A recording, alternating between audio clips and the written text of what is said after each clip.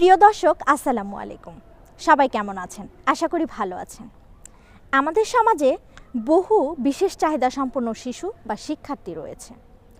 এই বিশেষ চাহিদা সম্পন্ন শিশু বা শিক্ষার্থীদের মধ্যে বহু প্রতিবন্ধিতা বলে একটা বিষয় আছে।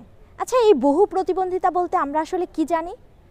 একের অধিক একই শিশুর মধ্যে, শিক্ষার্থীদের মধ্যে যদি এই সমস্যাগুলো থেকে থাকে, যেমন দেখা গেল প্রতিবন্ধকতাগুলো যেগুলো রয়েছে, যেমন দেখা গেল একজন শিশুর যদি দৃষ্টির সঙ্গে শ্রবণ প্রতিবন্ধিতাটাও রয়ে যায়, তাহলে সেটা কি বহু প্রতিবন্ধিতার মধ্যে পড়ে।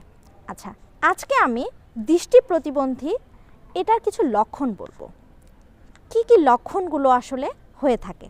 যেমন দেখা গেল অনেকের চোখ ফুলে যায়, চোখটা অনেক রোগরায়, আবার দেখা গেল একটা চোখ বন্ধ থাকে বা চোখের কিনারে দেখবেন কিছু আস্তরণ জমে, আবার চোখ দিয়েও দেখা গেল পানিও পড়ে। এরপরে দেখা গেল মাথা ব্যথা থাকে, চোখ ঝাপসা থাকে, এরপরে এদের দেখা গেল বমি বমি ভাবটাও হয়ে থাকে। এরপরে দেখা গেল এরা কাছ থেকেও দেখা গেল বই দেখতে পায় না।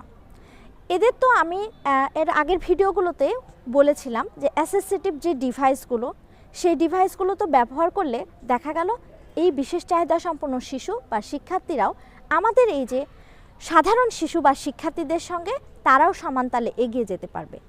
তো এই দৃষ্টি প্রতিবন্ধীদের এই লক্ষণগুলো দেখা যায়।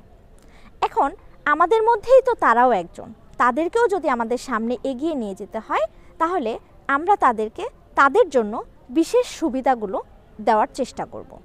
তাহলেই আমাদের সঙ্গে তারাও অন্তর্ভুক্ত হবে এবং তারাও সমানতালে শিক্ষা গ্রহণ করতে পারবে এবং এভাবেই তারা সামনে এগিয়ে যেতে পারবে।